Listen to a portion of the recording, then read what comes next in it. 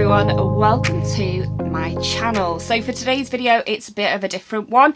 We are actually making a magnetic palette.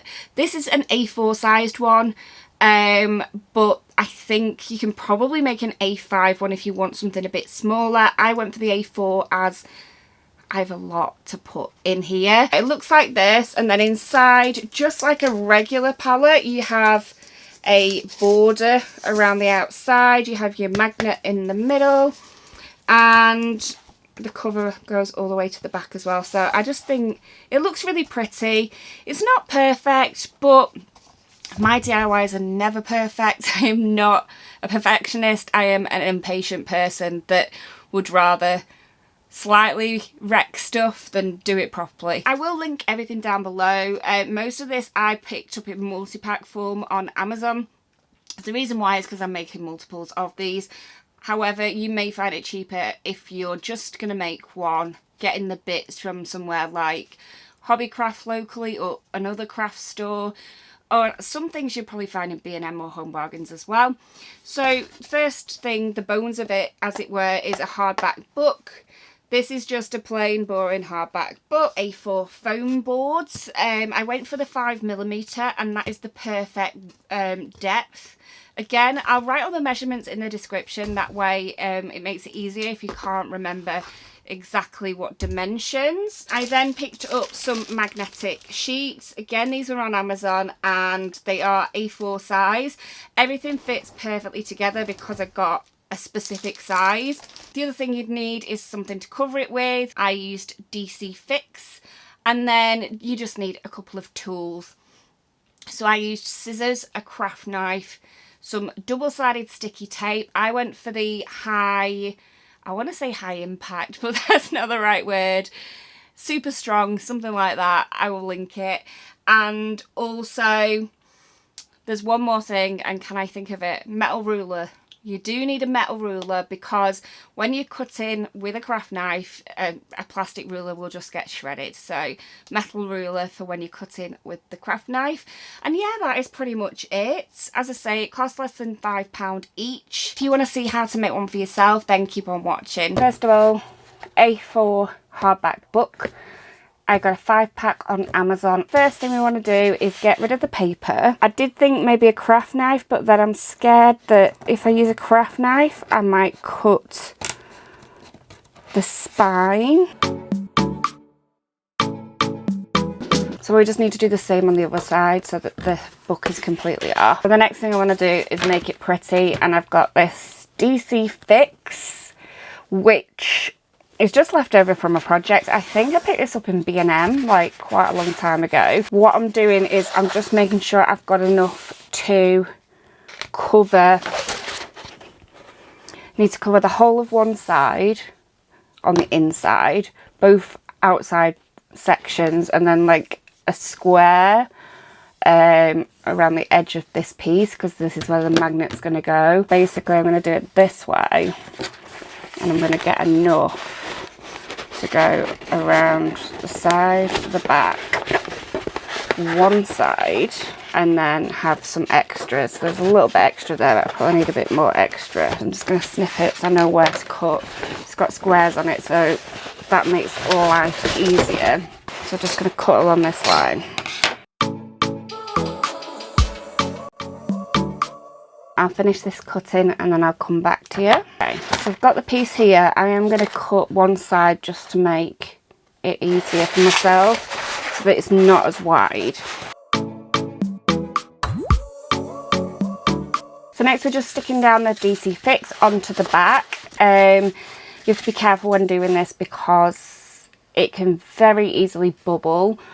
It is an idea to have a special tool, which you can get really reasonably on Amazon. I think they're like £2–3, something like that. I bought one and I lost it, and I don't know where it is right now. So yeah, I'm going to do it without, but ideally I would be using a smoothing tool. To start off with, I'm just going to do the smaller edge because I feel like the smaller edge will be easier. The first thing I need to do in order to sort of stick this down is to get rid of the backing, but I don't want to get rid of the backing off the whole roll because obviously it's going to stick together. I just want to get rid of the backing from the part that I'm about to use. So what I'm going to do is literally fold it back and see if I can cut it off, which might be a bit tricky, but we are going to try it. So I'm just going to get this how I want it in the right place, and then I'm going to flip this up and use it as a guide. This may or may not work. This is just me. I've never done this before. This is just me trying it out.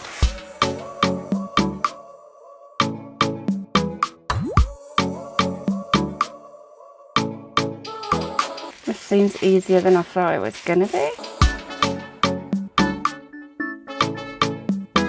This is the most awkward thing ever. I'm gonna try and do it straight, but it's gonna be really hard because I've got no lines now. If you can see that line, I did fold it earlier, so that might have helped a little.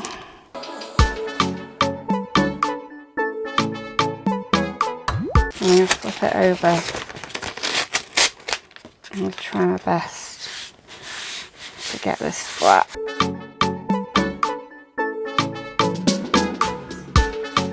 I think that looks good. Flip it over and we'll just do the inside, and literally all I'm interested in is sticking it down. I'm not too fussed about being massively neat, because at the end of the day it's going to have, on this section at least, it's going to have a magnetic square. I am making sure that it's tight here because you don't want it to look baggy on the outside, but apart from that, I don't think it's that important. If it goes a bit bumpy, it goes a bit bumpy. And there we go. So we've done half of it now. So we've done the front, which, I mean, considering this is a cheap A4 notebook, that looks pretty good. There's no bumps, there's no bubbles. That looks perfect. Let's move on. Again, because this is really sticky and because I want to be really careful, I think again this time what I'm going to do is I'm going to peel off up to the edge and then do this sort of fold over bit last. So I'm going to cut up to here so I can do the sides, and then I'm going to peel off all the way up to the edge.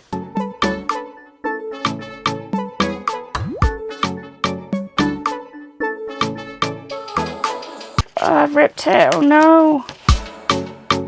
So again, I'm just going to flop this over like I did on the other side, and then I'm going to flip it over and go, oh heck. So let's get this sorted.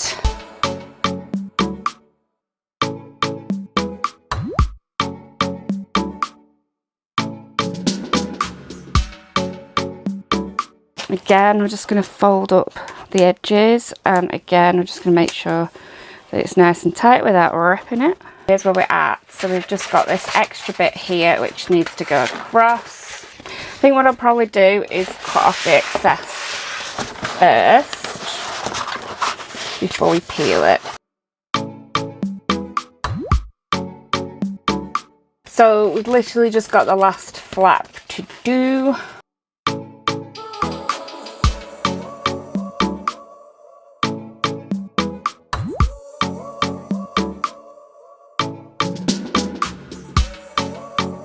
We are up to the stage where this is fully covered. I need to figure out which way is up because it does have a certain way up. I think that's the correct way. On the back, we are going to double-sided tape them. This is like extra heavy duty stuff. It's almost like a weird rubbery, thick consistency.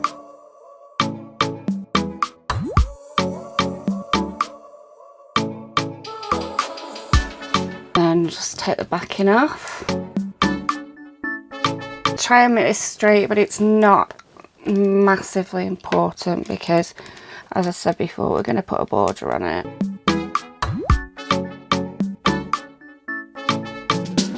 So the next job is to make a border. This is where these metal rulers come in because craft knives and plastic rulers don't really mix. I've got a pen here. I don't know whether the pen's going to write on this very well, but we will see.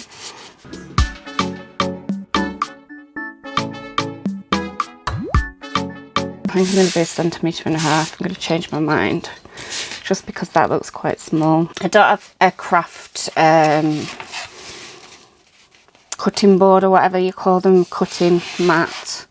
So I'm going to just do this on this cardboard box so that I can protect my table. And I'm literally just going to cut out the central square. So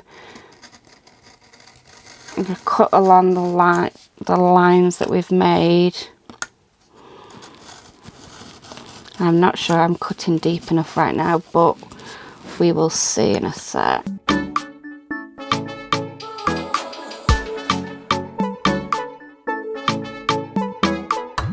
If there's any little knobbly bits, like there is a bit here, as long as they stay stuck in, we're fine. So we have our border.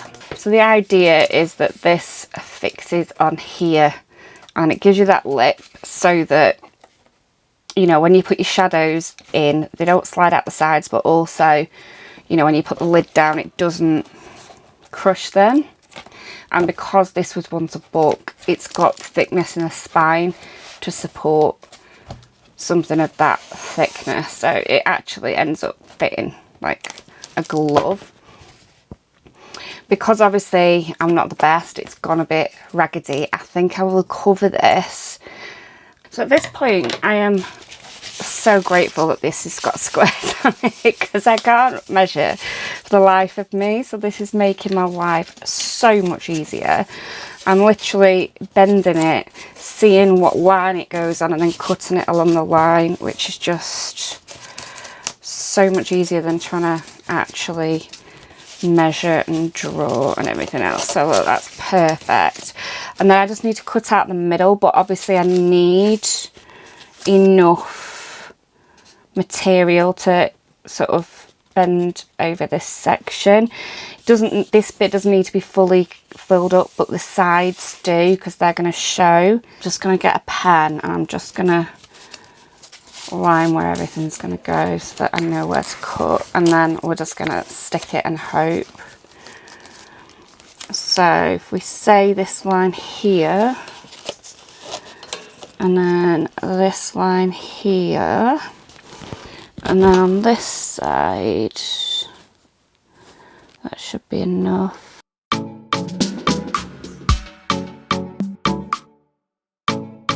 So I'm just going to cut this square out. We have the square. See, that's going to be perfect. So we just need to take the backing off. I'm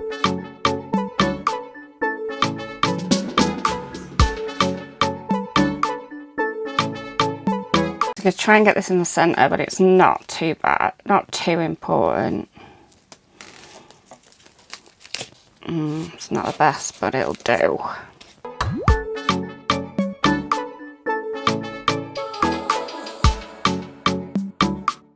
Overall, it doesn't look half bad.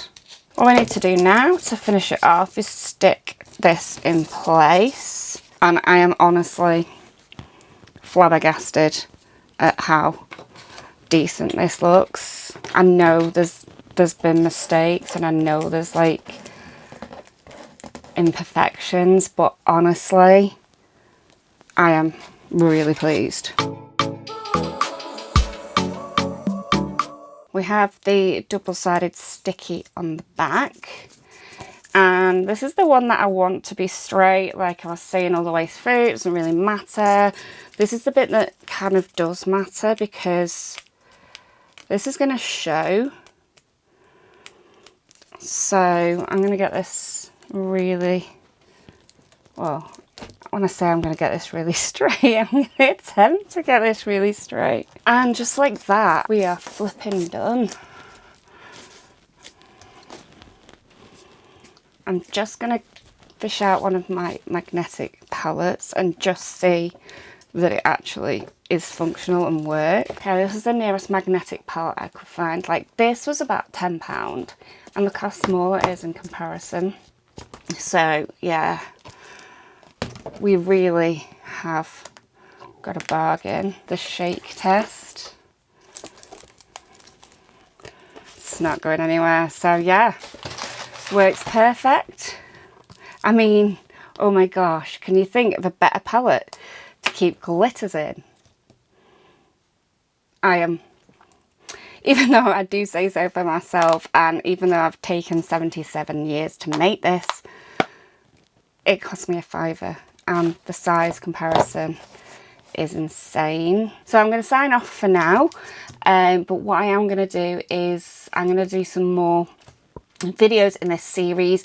I have made this palette, and I did get multi-packs, so I'm going to make several of these palettes.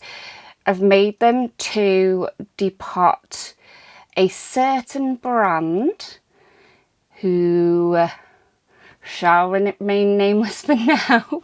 But yeah, let's just say I've got a lot of controversial palettes that cost me a lot of money, and I don't want to bin them because they are actually good eyeshadows. So this is my compromise. I have made these relatively cheap palettes, and I am going to depot them all and put them in here, and then they will just be generic eyeshadows that I can use. So yeah, I hope you did enjoy this. As I say, it's not perfect, but it's also not bad. A few mistakes have been made along the way because I am not a DIY queen. I literally always mess up on measurements.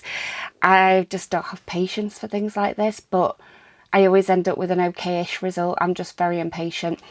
But yeah, I hope you did enjoy, and if you did, then please do give me a massive thumbs up. It really helps my channel. As I say, I hope it was useful, and I will see you in a video again soon, hopefully. Thanks for watching. Bye.